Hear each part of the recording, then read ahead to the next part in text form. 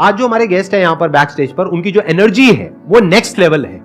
वो इंडिया के सबसे पॉपुलर मोटिवेशनल स्पीकर्स में से एक हैं। Please give an energetic and warm welcome to the one and only Sonu Sharma.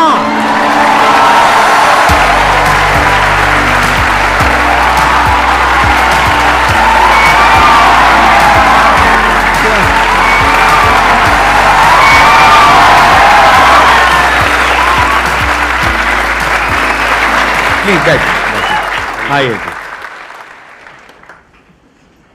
सबसे पहले तो गुस्सा है इन पे बहुत ज़्यादा।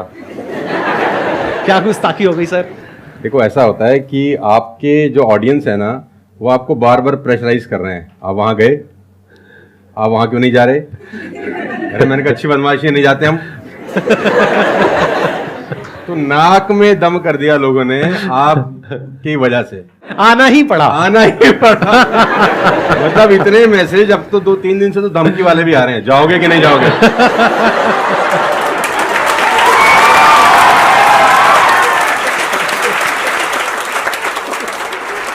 इस बहाने मिलना तो हो गया ना सर? इस बहाने मिलना हो गया। और मैं जानता हूं कि 2-2.5 महीने से हम लोग प्रोसेस में थे कि आपके से मुलाकात होगा, लेकिन अच्छा लगा बच्चों की एनर्जी देखकर और आपसे मिलकर वाकई में।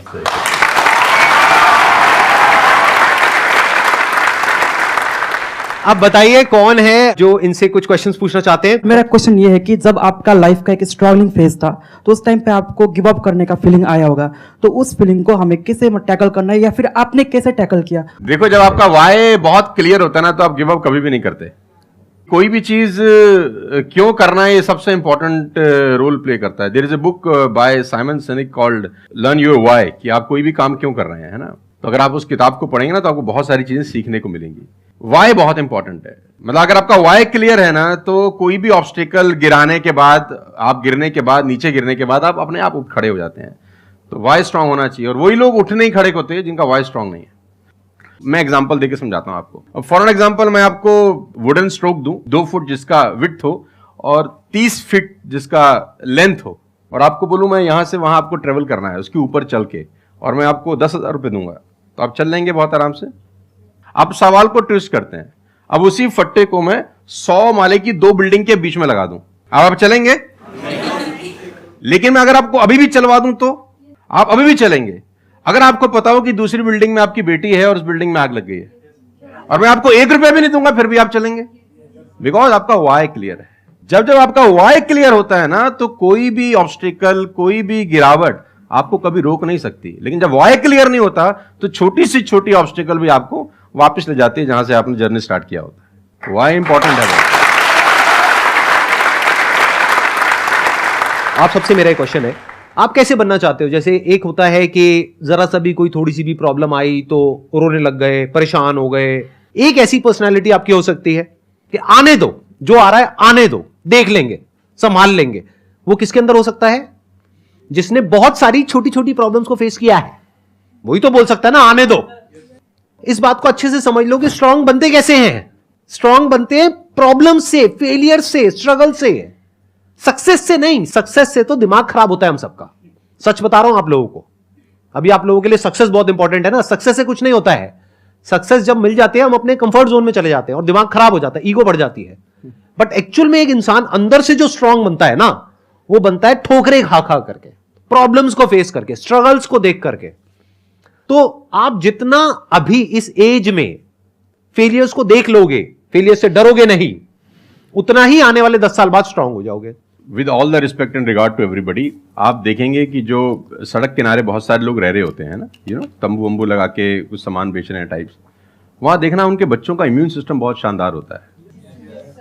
वो सर्दी में, जनवरी की सर्दी के अंदर वो नंगाई खेल रहा होगा सर, और हमारा पैम्पर्ड बच्चा ब्लैंकेट के अंदर उसको जुकाम हो जाता है जरा सा हवा लग जाए ठंडा।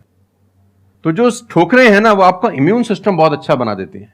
सफलता, सही कह रहे हैं संदीप जी, कि दिमाग खराब करती है।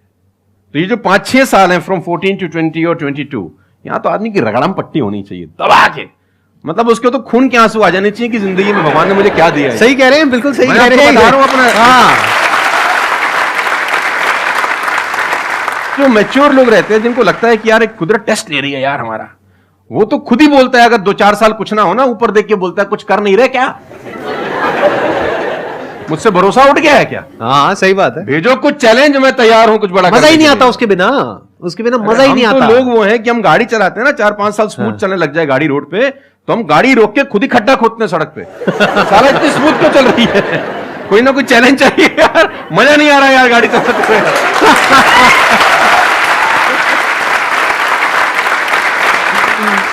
तो चैलेंजेस आपका इम्यून सिस्टम बहुत अच्छा करती हैं, और मेरे हिसाब से 14 और 20 साल का जो एज है, इसमें तो खूब पिटाई होनी चाहिए आदमी की, खूब रगड़ा पट्टी होनी चाहिए, ताकि उसका इम्यूनिटी एक बार अच्छी हो जाए, बाकी का उसका जो 60-70 साल का जिंदगी है ना, वो लोहा हो जाता है। आपको खुद पे भरोसा रखना बहुत जरूरी है। दुनिया तो नहीं करेगी, ये तय है। दुनिया तो चड्डे में बम लगाएगी आपके। हाँ, तकलीफ ये नहीं है कि चड्डे में बम लगाएगी, तकलीफ ये है कि रिमोट भी अपने हाथ में रखेगी जब मन करे। हाँ, जब मन करेगी वो खास। दुनिया पे भरोसा नहीं करेगी, ये तय है। लेकिन अगर आपने भी भरोसा नहीं किया अपने ऊपर, तो मुझे लगता नहीं है कि वो ऊपर जाएंगे तो वो खुश होगा। वो कहेगा मैंने क्या बना के भेजा था यार, तुमने साला खुद पे ट्रस्ट नहीं किया यार। मेरा ये मानना है कि आदमी पहाड़ की चोटी से गिर जाए ना, वापस खड़ा हो जाता है। ऊंट से गिर के भी खड़ा हो सकता है, लेकिन अपनी नजर में गिर जाए ना, फिर आदमी खड़ा नहीं होता कभी।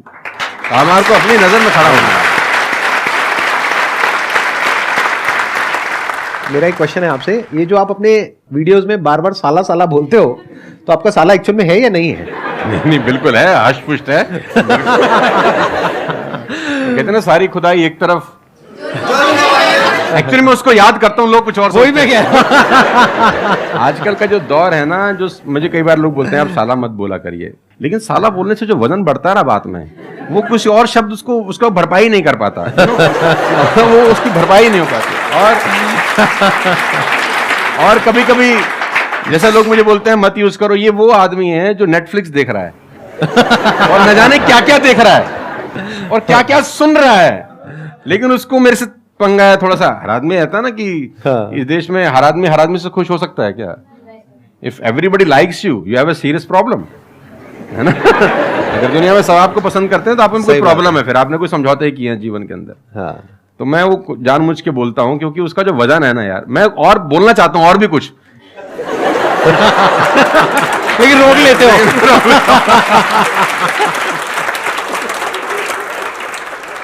सर मैं क्वेश्चन करना चाहता हूँ कि जैसे लाइफ में सबके लिए सब कुछ क्लियर होती है, नॉलेज सबके पास है, क्लियर कट सब है सब रास्ते के लिए कि क्या करना है क्या नहीं करना। कुछ चीज़ें उनको रोकती है, पता है उसको भी वो क्या रोकती हैं क्या नहीं रोकती हैं, फिर भी वो चाह के वो बंदा आगे नहीं बढ़ पाता उन चीज़ों को लेके। एक नेगेटिविटी उसको रोकती है और उसकी सराउंडिंग उसको रोकती है, मैटर करता है, उसको सब पता है करना क्या है, फिर भी वो रुकता है। सर इसके लिए कोई ऐसा आंसर दो, आज तक किसी ने दिया ना और क्लियर कट हो।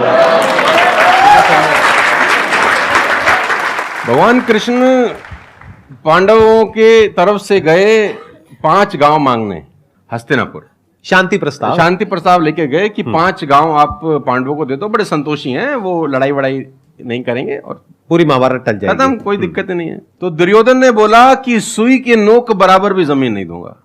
तो भगवान कृष्ण दुर्योधन से बोलते हैं ये धर्म है? उसने बोला मैं जानता हूं धर्म है। उसने बोला करता क्यों है? बोला पता नहीं ऐसी कौन शक्ति है जो मुझसे करवाती है। ऐसा होता ही नहीं है कि गलत करने वाले को अरे मुझे तो पता ही नहीं था चोरी करना पाप है, नहीं तो मैं करता ही नहीं यार। पता होता है। वो कहता पता नहीं ऐसी कौन सी शक्ति है जो मुझसे गलत कराने को मजबूर करती है और मैं करता जाता हूं। कुत्ता रहता है ना, जो कुत्ता, उससे परफेक्ट एग्जाम्पल नहीं है। कुत्ता अगर रोटी चुरा के कहीं से भागेगा ना, आप ध्यान दीजिए, गौर करिए, कहीं से चुरा के भागे तो वो 3 गली दूर जाएगा, चोरी से खाएगा कि कोई देख तो नहीं रहा, चुरा के लाया है। और अगर मालिक उसको अगर परोसता है, ध्यान से देखना, वो पहले पूंछ उठाएगा, 2 हाथ ऊपर के करेगा, थैंक्स बोलेगा, शुक्रिया अदा करेगा, और जहां परोसी होगी वहीं बैठ के खाएगा। कुत्ते को भी पता है ये ईमानदारी की रोटी है और उस कुत्ते को पता है कि सारा बेईमानी की रोटी है, वो 3 गली दूर जाके खाता है। कुत्ते को भी पता होता है क्या सही है क्या गलत है, तो इंसानों को कैसे नहीं पता हो सकता है? सबको पता होता है कि क्या सही होता है और क्या गलत होता है। बहुत बढ़िया। फिर भी लोग करते हैं, ऐसा हो नहीं सकता। Cigarette smoking is injurious to health, everybody knows ना। अब वो 40 साल तक साला चेन स्मोकिंग कर रहा है और उसके फेफड़े खराब हो गए, डॉक्टर ने बोला भाई तेरी वारंटी खत्म है, तू विल शील लिख ले, तू जाने की तैयारी कर ले। और ये डॉक्टर साहब को अगर इनोसेंटली बोल रहे, डॉक्टर साहब मुझे पता होता, भगवान कसम मैं पीता ही नहीं, बोल सकता है ऐसे? नो, उसको पता था। पता होने से कुछ नहीं होता। मैं अपनी ट्रेनिंग में बोलता हूं execution is the most powerful thing. आपको सब पता है, सुबह सैर करने से सेहत अच्छी रहती है, हर किसी को पता होता है। गरीब भी कर सकता है, अमीर भी कर सकता है, चप्पल है तो भी कर सकता है, नाइकी का जूता वाला भी कर सकता है, लेकिन फिर भी नहीं करता ना। पता होने से क्या होता है? कुछ नहीं होता। Execution is important. यहां पर मैं थोड़ा सा ऐड करूंगा इनकी बात में। अब इस प्रॉब्लम को सोल्यूशन क्या है? जैसे फॉर एग्जांपल, एक बार आपको सिगरेट की लत लग गई, तब अगर आप एक क्वेश्चन पूछोगे तो आपके लिए सिगरेट को छोड़ना, अगर मानो आपको 10 साल हो गए सिगरेट पीते हुए, अब एकदम से सिगरेट को छोड़ना बहुत ही मुश्किल है। मैं बोलता हूं आसान है, लेकिन इतना आसान नहीं है, क्योंकि आपकी जो ब्रेन है वो मांगेगी उस चीज को। अब सिर्फ साइकोलॉजिकली आप क्रेव नहीं कर रहे सिगरेट के लिए, बायोलॉजिकली भी वो क्रेविंग उठेगी अंदर से। जैसे भूख लगती है, प्यास लगती है, वैसे ही निकोटिन मांगेगी आपकी जो ब्रेन है। तो इसका सोल्यूशन क्या है? जब भी कोई गलत काम करने की शुरुआत कर रहे हो, आपको पता है कि वो सही है गलत है, तभी आपने क्वेश्चन पूछा, आपको पता है कि मैं यहां पर गड़बड़ कर रहा हूं। अब वो गड़बड़ क्या हो सकती है? टाइम खराब कर रहा हूं। एक बार आदत पड़ गई टाइम खराब करने की, उसके बाद बहुत मुश्किल हो जाएगा उसको छोड़ना। बहुत बढ़िया। लेकिन अगर शुरुआत हो रही है टाइम खराब करने की, रोक लिया, वहीं रोक लिया, पहली सिगरेट पे आप रुक गए, तो बच जाओगे। मैं आपको संदीप जी को ऐड करता हूं, ये बिल्कुल फैंटास्टिक बात बोली इन्होंने, बहुत जबरदस्त बात बोली। एक गुरु और एक चेला कहीं से ट्रेवल कर रहे थे, राइट? कोई जंगल टाइप जगह थी, तो गुरु ने बोला इसको उखाड़ दो। क्या उखाड़ दो? वो छोटा सा पौधा सा लगा था, इतना सा उंगली जितना बाहर आया था। तो बच्चे ने बोला कौन सी बात है, खट से उखाड़ दिया। हाँ। थोड़ा सा और आगे गए तो 2-2.5 फुट का एक छोटा सा पेड़ था। गुरु ने बोला इसको उखाड़ दे। उसने थोड़ा सा जोर लगाया, वो भी उखाड़ दिया। फिर 4-5 फुट लंबा पेड़ था। गुरु ने बोला अब इसको उखाड़ दे। थोड़ी सी उसको मेहनत लगी, लेकिन उसने फाइनली उसको भी रिमूव कर दिया। अब एक बरगद का पेड़ था करीब 20 फीट ऊंचा। गुरु ने बोला अब इसको उखाड़। बोला महाराज कैसी बातें करते हुए, कैसे उखड़ेगा? बोला यही सिखाना चाह रहा था कि एक बार जड़ें गहरी हो जाए ना, तो उसको उखाड़ना बहुत मुश्किल होता है।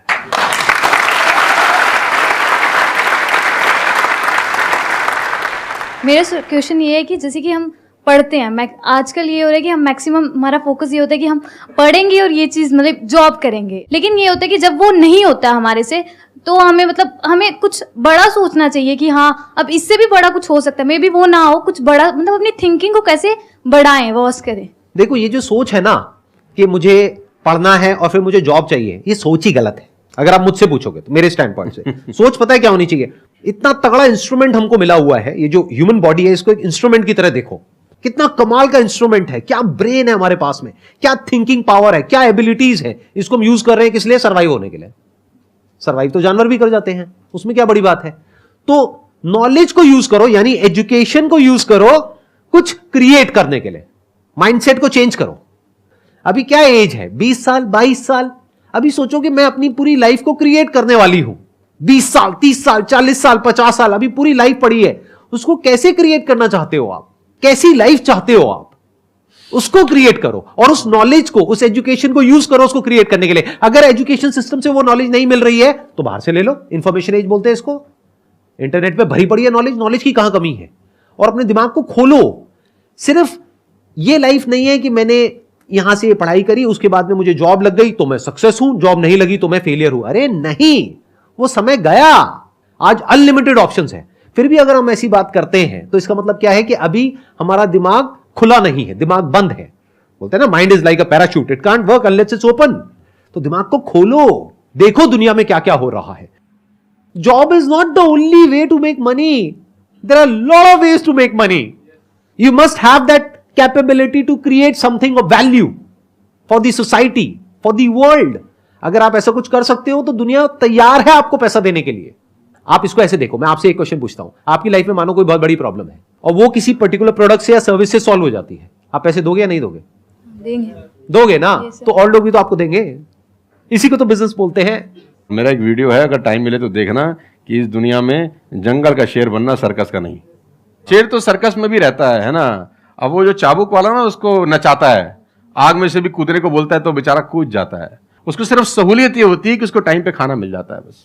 लेकिन जो जंगल का शेर है उसको कभी मिलता है, कभी नहीं मिलता। उसको रोज हॉन्ट करना पड़ता है। Every day when the sun rises उसको भागना पड़ता है शिकार के लिए, नहीं तो वो शाम का अपना सूर्यास्त नहीं देख सकता, मर जाएगा।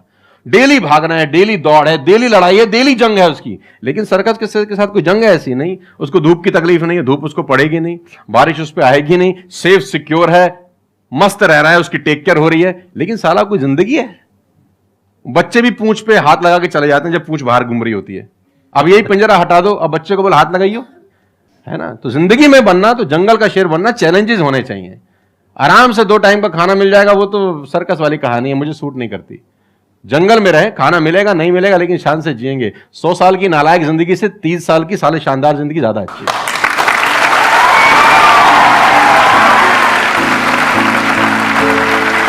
Thank you so much, thank you.